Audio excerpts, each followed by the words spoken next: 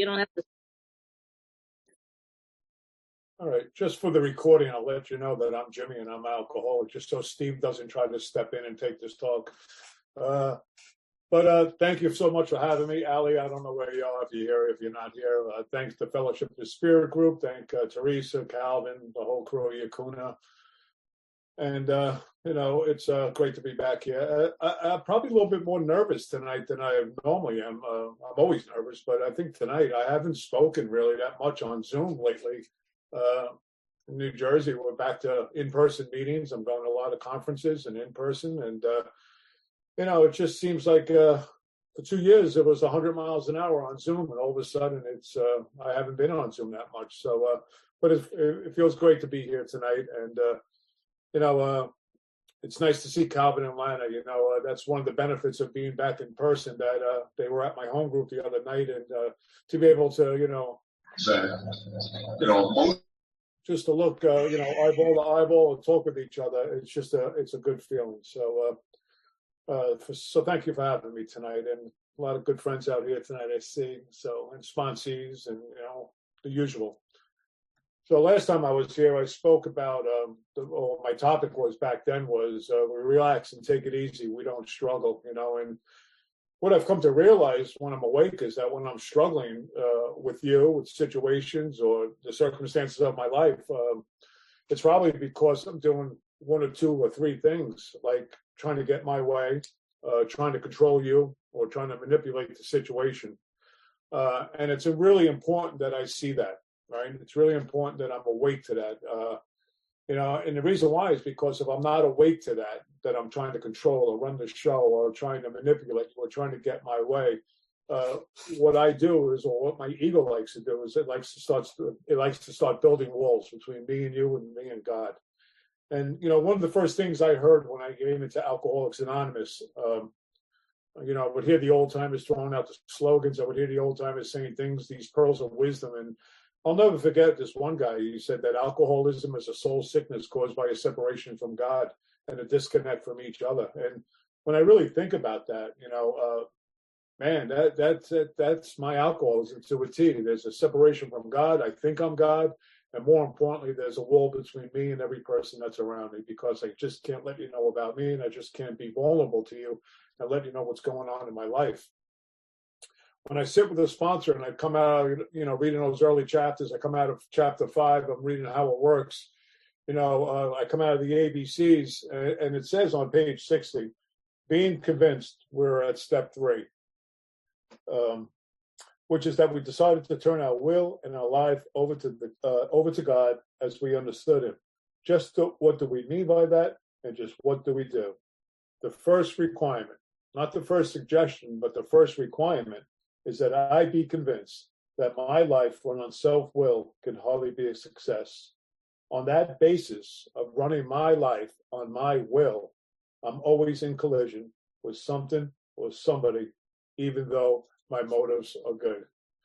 And there are times, because of my motives, that I can't see that I'm trying to run the show.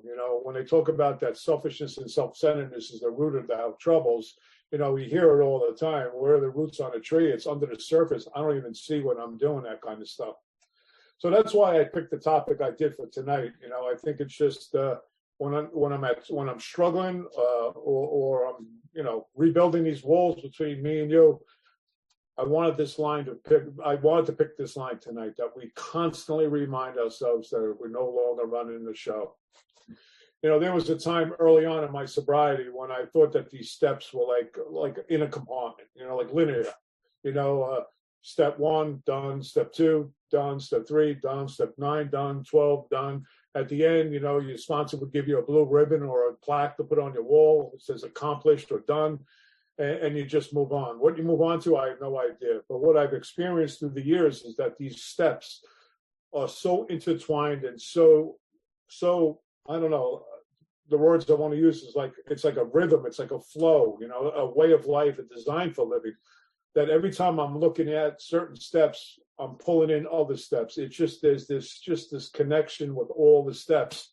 And, when I got to step 11, or when I first read step 11, let's say, off the shade in a meeting, I thought that, we pray, we meditate, and that's about it, you know. Little do I realize that, you know, that I've been praying, that I've been taking actions, that I've been acknowledging new ideas, that I've been, you know, challenging some old ideas from the moment I cracked the book open, you know. My old sponsor used to say this all, well, he says it all the time. I've heard it from some of you guys, you know, that my alcoholism doesn't come in a bottle, but it comes in my mind. And many of us, like me or myself, I should speak of, you know, I come into the rooms of Alcoholics Anonymous with this dualistic thinking. It's always black and white. I like to talk about the pendulum. You know, one day I like it, the next day I hate it. One day I love my job, the next day I'm quitting my job. It's that pendulum of emotions that goes back and forth. And some of us get better with that over time and working the steps and having a sponsor, being accountable. But some of us stay stuck with that. And that's with double-digit sobriety, that dualistic thinking. And I think the reason why we're like that is, you know, the human mind likes to do two things really well. Number one, it endlessly keeps me in the past. The wouldas, the couldas, the shouldas. And the other thing, it says, I'm always worried about the future. So my mind, the great enemy, is the problem. And both sides of that coin, whether it's the past or whether it's the future, are always being driven by my hurts, my unresolved conflicts, my old ideas, and especially my character defects, you know. And I'm a guy with a lot of character defects. I'm a guy with a lot of old ideas about a lot of things, you know. I come into Alcoholics Anonymous, well, even before Alcoholics Anonymous, I grow up. I'm a kid that has a lot of fear. I have a lot of insecurity. And more importantly, I'm a kid with a lot of secrets. Now, that doesn't make me alcoholic, but let me tell you something. You know, I'm growing up with this guy called Dad. He's cunning, he's baffling, he's powerful. I grow up with this guy who is really just an angry guy. My dad comes from that generation. There's no hugs, there's no I love yous. If there's a problem, he either drinks at it or gets angry at it. You know, so there's a lot of fear in my house. But every night my dad would walk in that house, and what would happen was my mom would make these two pitchers, one called martinis, the other one called Manhattans, and my dad would take that first drink. And all of a sudden I'd see the magic happen. And all of a sudden that guy became a different guy. All of a sudden he became the fun guy. He became the guy that wanted to have a catch in the backyard. He just became a different person, the Dr. Jekyll, Mr. Hyde. But then there were those days. And those days looked like this. My dad would come in and take a drink, and all of a sudden the plates and the rage and the tornado and everything would explode in the house. And chairs would be flying, plates would be flying. One of us kids would be flying, and he grabbed one of us, you know. And there was a lot of fear with my dad. There was a lot of fear I had growing up with my dad. And there was a lot of insecurity. And not that I needed hugs and being told that I love you so much, but you know what? I had this thing called self-esteem, and I got this thing called pride, and they're fighting each other. What I think about myself and what you guys are thinking about me, I'm always in that competition of that mind, always thinking about what's going on. And then there's secrets, you know, there's secrets. I grow up in this house. I grow up in a neighborhood where the only requirement for membership is 5 or more kids. There's always a party. There's always an event. There's always alcohol. And what I would witness is my dad and my uncles and all the elders in the neighborhood just getting loaded all the time. And I'd see stuff, and I'd see stuff in my house. And, you know, I grow up in that type of house where, you know what, whatever goes on in this house doesn't leave this house. So there's always a bunch of secrets going on inside me.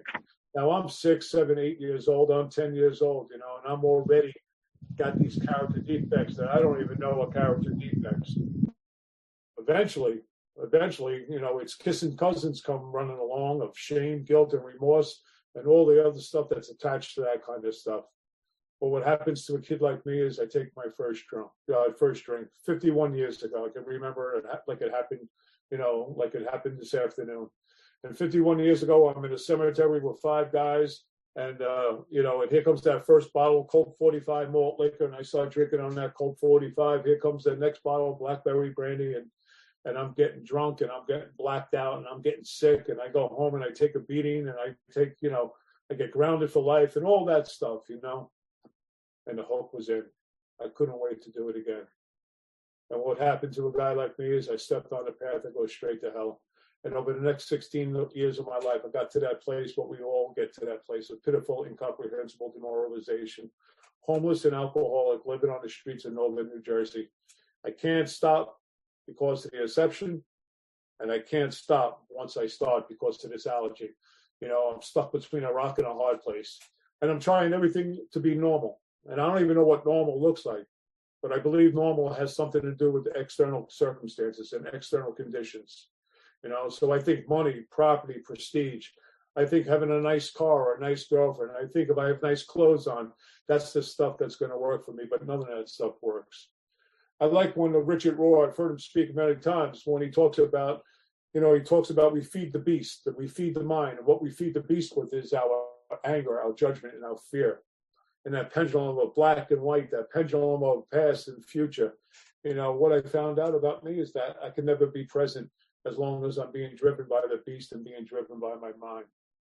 So here I am, 19 months, living on the streets, broken beyond broken, sick beyond sick, 29 years old, walking the streets of New Jersey, walking the streets of Lower Manhattan, panhandling, stealing, losing my identity completely, emotionally broken down, physically broken down, spiritually broken down. I'm just a shell of a person. It's amazing when I even say that to myself or even hear myself say that, the person I was back then compared to the person I am today. It's just amazing what Alcoholics Anonymous has done for me. But here I am. I walk into a bar one night, and I'm looking to steal. I'm looking to panhandle, and some old guy comes up to me and says, "Hey, Jimmy, they're hiring guys like you in Newark Airport. Guys like me."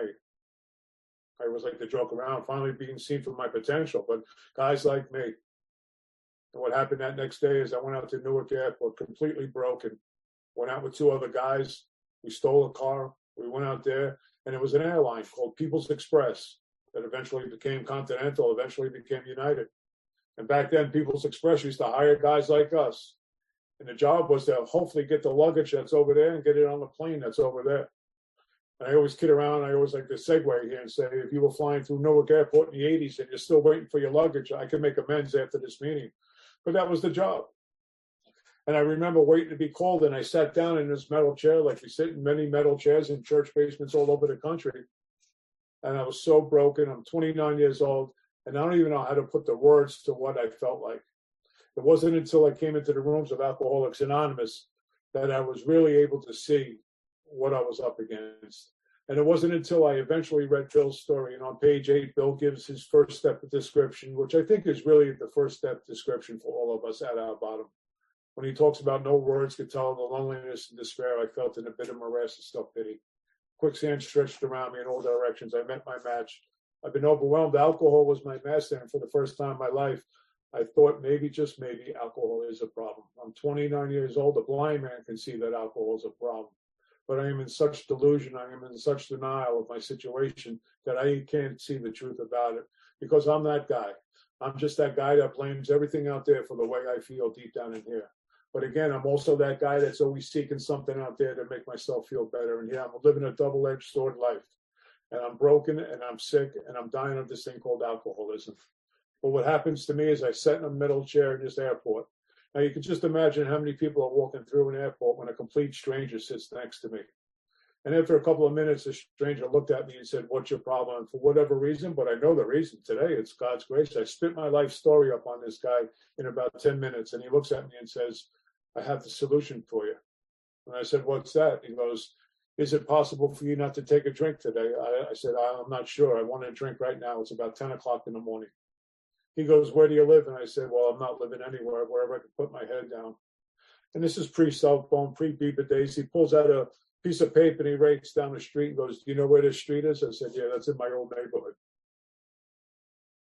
Try not to drink and be in front of this address at 7 o'clock tonight." And again, but for the grace of God, at 7 o'clock that night, stone cold sober, standing in front of 153 Linden Avenue in this city, totally delusional that I even meet somebody today. Is this a dream or a nightmare? My belly was knotted with fear, insecurity, or all that anxiety. When all of a sudden, a 1979 Chevy Impala pulls up, and the stranger I met in the airport was driving the car, and he had a couple other strangers in the car. And when they pulled up, they rolled down the window and they said, "The most spiritual thing you'll ever hear in Alcoholics Anonymous: get in the car." And I got in the car with these guys. And they took me probably less than 500 yards around the corner to my grammar school. And they walked me into my first meeting of Alcoholics Anonymous.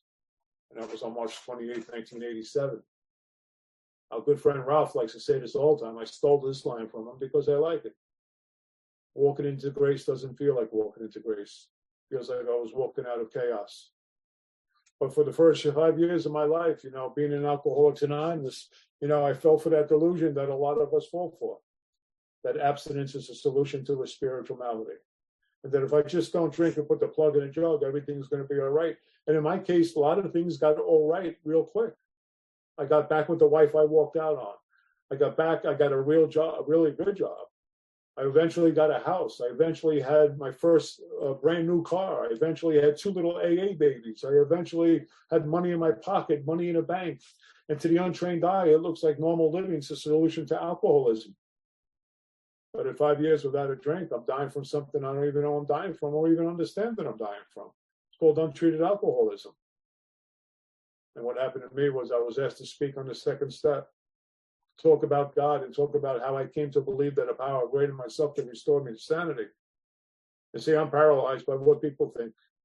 See, I'm paralyzed with fear of what you think of me. See, all those things as a 6-year-old, an 8-year-old, a 10-year-old, they haven't gone away. They're just down deep down in my soul.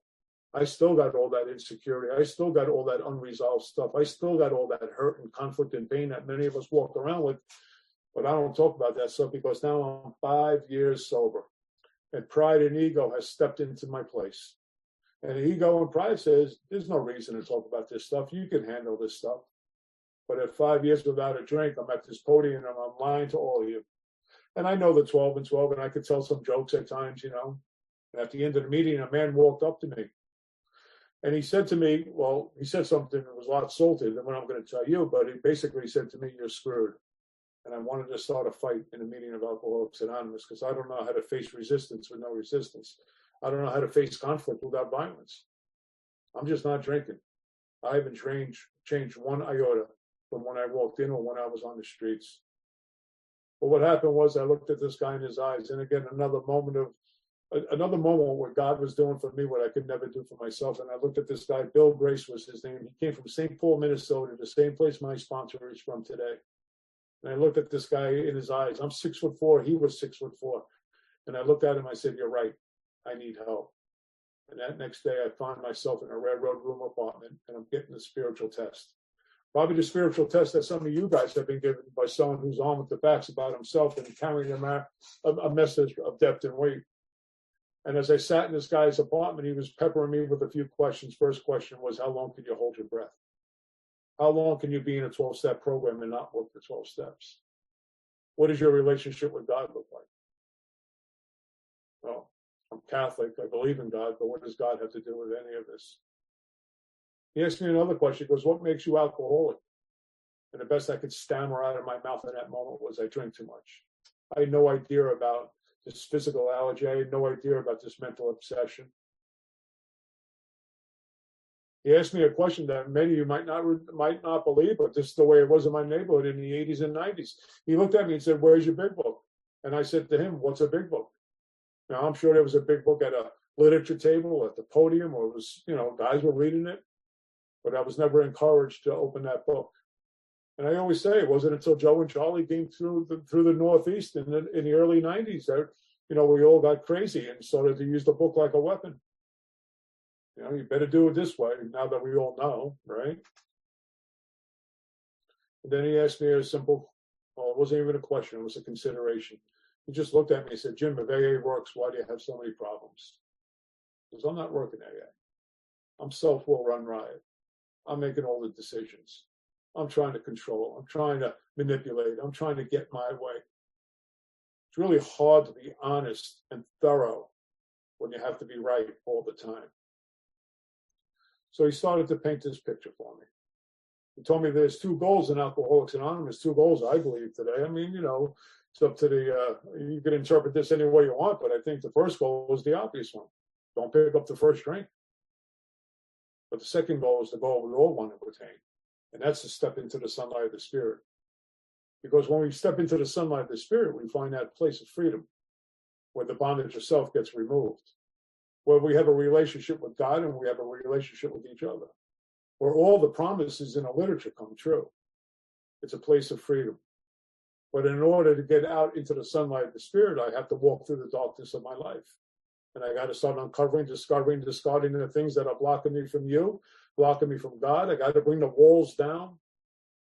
My sponsor likes to talk about all the time. We live life like we're driving. We live life like we live in a tank. And all of us are just looking through that little hole, just blowing away things. And our perspective and our perception of life is flawed. We can't see it. So I was willing to go in. Many of you have heard me read this 1,000,001 times because I think for me, it's one of the most powerful little readings that we have in our literature. And it comes out of a book called Daily Reflections. It says, it's the side of myself that I refuse to look at that rules me. I must be willing to look at the dark side in order to heal my mind and heal my heart, because that's the road to freedom. I must walk into darkness to find the light and walk into fear to find peace. The way the old timers used to say that is like Alcoholics Anonymous, like a big bonfire. And most people in AA are just walking around that fire, but eventually that fire is going to die and go out. But if you really want to change, if you really want to have an experience, if you really want to step into the sunlight of the Spirit, you need to walk through that fire and feel the uncomfortable, and get your ass burnt and feel the uncomfortability of change. And see, here I am, 5 years without a drink in my life, dying of this thing called alcoholism. And I was willing to go to any length, whatever he told me to do. So he opened up that book, and we started to read those early chapters. And he started to share his experience with me. And I started to see things for the first time in my life that I didn't even know was going on. So many unresolved answers that I was always looking for. How I feel. Why do I feel? Why is this going on inside of me? Why do I always have to try to run the show and be the director of everything? What kind of insecurity in me makes me do that kind of stuff? What kind of fear generates me to want to be the director of life? What is it in me? So step one tells me about my powerlessness. Step one was the first time I started to understand that I'm powerless because of these two things called the allergy and the obsession. This phenomenon called craving. It answered a lot of questions. Why can't I stay stopped? Why can't I stop? Why can't I stop once I start to drink? I had no idea that I had no power, choice, and control in my body once I started to drink, that all bets were off. I drank until I pass out, get locked up, or whatever the case may be. I had no idea that I had no power, choice, and control in my mind. I thought I just changed my mind. I had no idea that my mind, this idea that's so strong, it overcomes all other ideas. I had no idea about that until I sat with another man. And I'm 5 years in the rooms of Alcoholics Anonymous, making coffee, setting up chairs, doing everything we do in a home group. And this is the first time I'm hearing this stuff. Step two, I'm Catholic. I have no problem with God. That's what I thought. That's how I looked at step two. I had no idea about insanity. I had no idea about the mind. I had no about these old ideas that drive me. Truth of the matter is, AA is not about getting us to quit drinking anyway. This is quite the opposite. More about alcohol. This tells me that I have no mental defense against the first drink, that I lack the power. I don't have the power to stop drinking. And that AA is designed to really wake us up to that great reality and to have a spiritual experience. And if we agnostics doesn't do that job for us, guess what? We're all dead men walking. Remember, I did a conference a couple of years ago in Pennsylvania. I live right by Silkworth's grave. So I guess they thought I'd be qualified to talk about Silkworth since I live by his grave. I don't know what they were thinking, but that's what happened.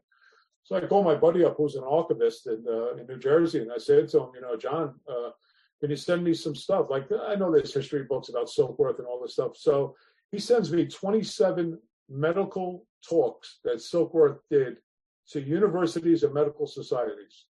And I'm reading all of them, and they all sound the same, basically the same story in all these medical journals. But what caught my eye in all of them was this phrase that Silkworth said. He said, for the alcoholic, sober, in Alcoholics Anonymous, who doesn't fully accept the second step, that alcoholic still has a reservation and a lurking notion, and that alcoholic will drink again. And that made the hair on my back of my neck stand up. No human power is going to relieve us of this deal. And when I read that, I was really, really convinced that I need to seek this power with the desperation of a drowning man. And I was put on my knees by this sponsor, and I held his hands and I did that third step prayer. But the prayer is just an affirmation of really what the decision is. Because when I read that step 3, it was really the first time in my life, and it sounds kind of cheesy now, like it's like clear as day, but I couldn't see it back then, how driven I was by old ideas and negative thoughts, and how I feel superior to everyone, and I think I'm better than everyone, and I play God and I'm the director of everything. I didn't see that.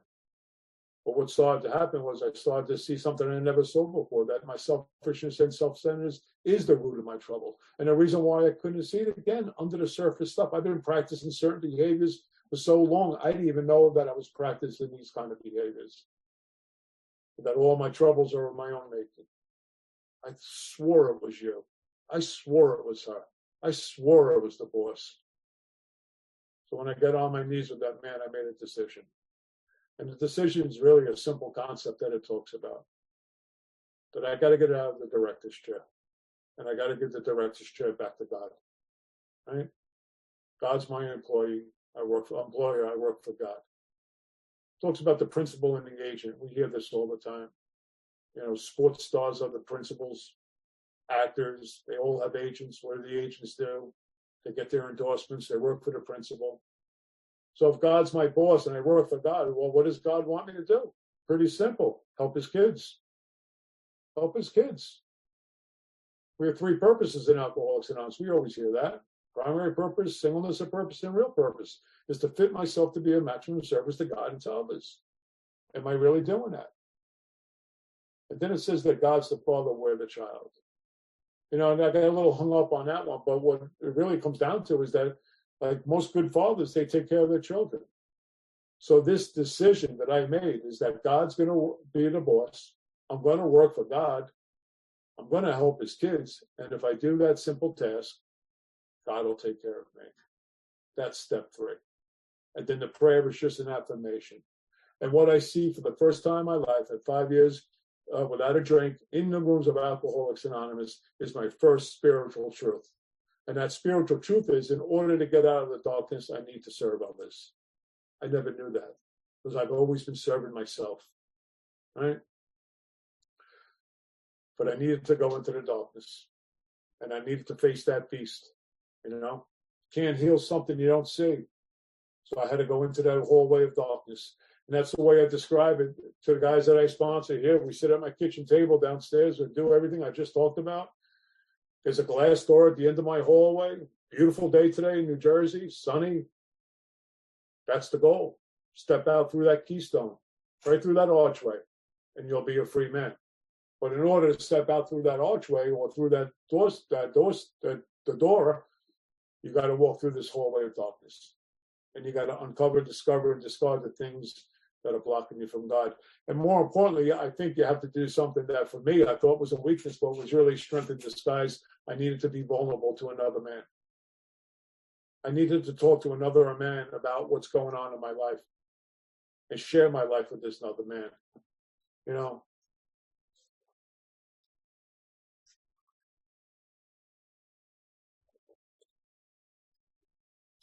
One of the first things that was very apparent to me going into the darkness was the first time was there's always been my way. And it's always been your way. And unfortunately, my way seems to always be right. And your way always seems to be wrong. And I couldn't see the truth about that until I started to look at some of the common manifestations of living a life on self-will. And when I started to look at these resentments, and when I started to look at this anger, when I started to look at the conflicts that were going on in my mind, man, it was painfully aware. I was painfully aware that I had to get out of the director's chair.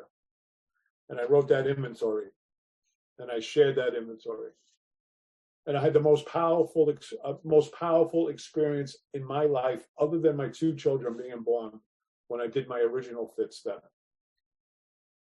When I gave that man my life, because I was very aware of something very important, that these secrets that many of us have, that I would never get through that archway, or I would never get out into the sunlight of the spirit if I think I can go out there with a secret in my back pocket, that I had to give this man everything. And there was a lot of fear in sharing my secrets. I've been carrying them for 25 years. I was going to go to my grave with them. You hear this all the time. But I had to trust this man, and I did. And I gave him my life. And I gave him my life. And at the end of that talk, it was a long talk, like we always talk about. I took that hour, and I didn't come home and put the book on the shelf and take it down. I went to this place called Liberty State Park, overlooking Manhattan on the Jersey side. Sat on the Hudson River. I walked out on a pier. Read the first 5 proposals. Asked myself, are all the stones properly in place? Looked to my right. I could see the Statue of Liberty was less than a quarter of a mile away. Looked across the Hudson River. I could see the World Trade Center. Looked to my left. I could see Ellis Island. These symbols of freedom. And I sat there as a 32-year-old man with tears coming down my eyes, knowing for the first time I was going to be okay. Knowing that God was doing for me what I could never do for myself. And I don't have the time to tell you how I hit the wall again and hit the wall again, because I don't think growing spiritually is a straight job. It's going straight up. I think we all grow. We hit walls. We grow. We hit walls. We have pain. We have go through adversities. We have all that stuff that goes on. But when I came into 6 and 7, I started to look at some of the character defects, these behaviors, this need to run the show, this need to control, this need to, these resentments, all these things that I found objectionable. Was I willing to stop doing them, or willing to bring them to God and ask God to remove them? What am I willing to stop doing? What am I willing to start doing? Our character defects are nothing more than learned behaviors. I wasn't born, dishonest. I wasn't born selfish. I wasn't born that way. These are things that just over the amount of years just became me.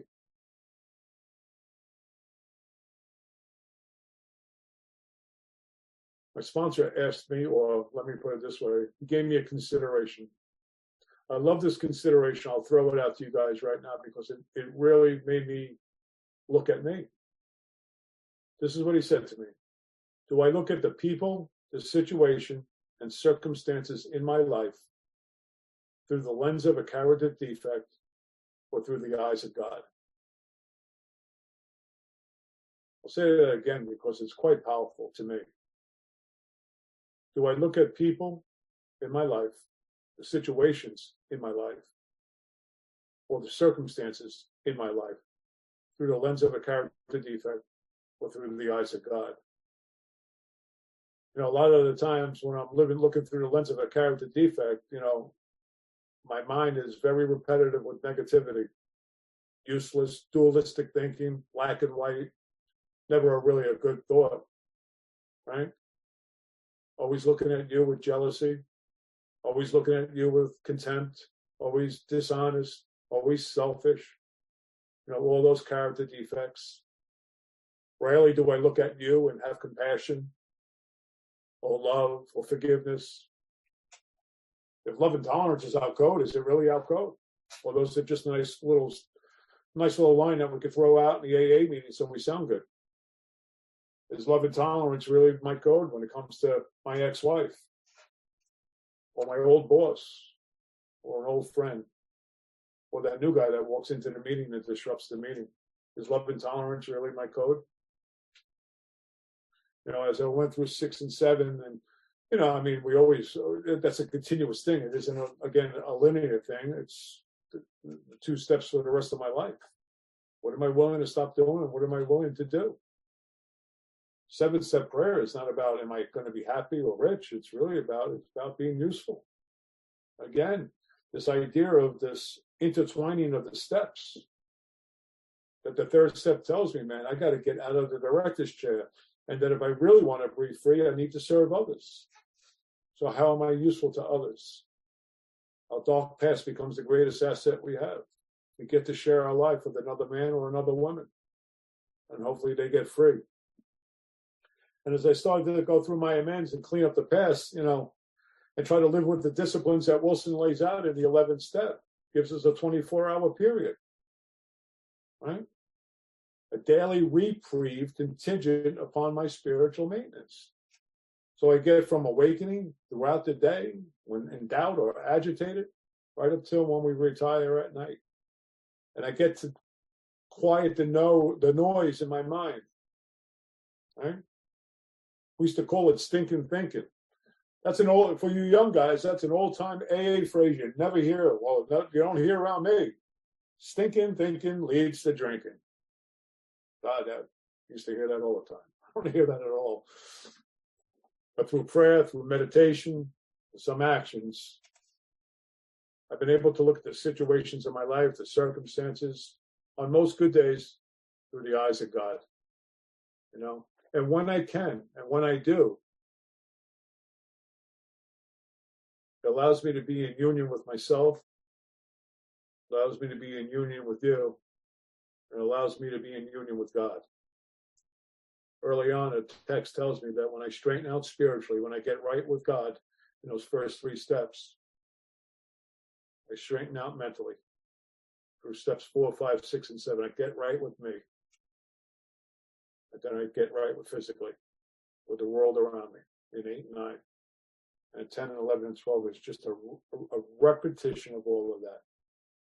We constantly remind ourselves. We constantly remind ourselves. We constantly remind ourselves. We constantly remind ourselves we're no longer running the show. We constantly remind ourselves to stop playing God. We constantly remind ourselves to get out of the director's chair. We constantly remind ourselves that I'm not that important. Constantly. Not when it's convenient. Constantly. And I had the kind of sponsor that you had to have a dictionary. Constantly. Now that sounds like an easy word to define. But without variation, without deviation, and without change. I've been sharing a lot lately about my mom. I don't know why I'm being moved all the time to talk about her. I don't know. I guess it's the way it's supposed to be. My mom died last year of COVID, And I could have looked at that situation through the lens of the character defects. Now, that sounds kind of cruel and kind of non-caring, but the truth of the matter is, I became the parent of my parent. I became the parent to my mother. She had full-blown dementia, didn't know who I was, didn't know who you were, didn't know anything. We had to put her away. And in that assisted living place, she got COVID. And I just got my knee replaced, and I was walking out of physical therapy when the hospice nurse said, she's going to go. You need to come and see your mother. And I'm the only sibling that's around here in New Jersey. The rest of them are around the country. So I went to see my mother for the last time. And I had to take a COVID test. I had to put the outfit on back then, the PPE and all that stuff. And the hospice nurse stopped me in my bed and said, listen, she can't see you. She can't talk to you. But she'll know you're here the minute you start talking. I'm like, okay, I had no idea what I was in for. I haven't seen my mother close to 2 months now because of the dementia. She stopped eating. She thought, that's what happens to people who have dementia. My sisters called me, FaceTime it so we could talk to her. They had no idea either. And I walk in that room, and my mother looks like a skeleton. Doesn't even look like the woman I knew. The woman who bailed me out of every possible jam I was ever in. The great enabler, my mom. And I'll never forget sitting down and holding her hand. And all of a sudden, I said, hi, Mom. And her chest, it was like someone just blew in oxygen. Her chest bounced. And she knew I was in the room. And then I had that moment. That moment when I got out of the director's chair. And thank God for what was about to go on in the next 45 minutes to an hour. I sat with my mom and I talked to her. And I told her how much I love her and all the things we do. And where did I learn that? I learned that from you guys. The evidence is all around me of how people get through hard times and adversity in Alcoholics Anonymous. And I need to pay attention to that because my turn in the bucket will come sooner or later. All of us will go through the barrel one day. And I was so grateful that I listened to what you guys would talk about when it came to the death of someone you loved. And I sat with my mom and I had that moment. I am so grateful for that moment because after I left that, she died about an hour later. But I was so proud to be the one that God called to be there to talk to her. So this whole idea of thinking I know what I need to do, the things I have to manipulate, to control and be the director, all that crap that my mind manufactures to get my way I was able to look at that situation through the eyes of God with love, with forgiveness and compassion for my mom. And I am so grateful I learned that in Alcoholics Anonymous. But like it says, when I constantly remind myself, constantly remind myself, putting the spiritual mirror up to myself on a daily basis, sometimes on an hourly basis, sometimes on a minute-by-minute basis, here's what it tells me.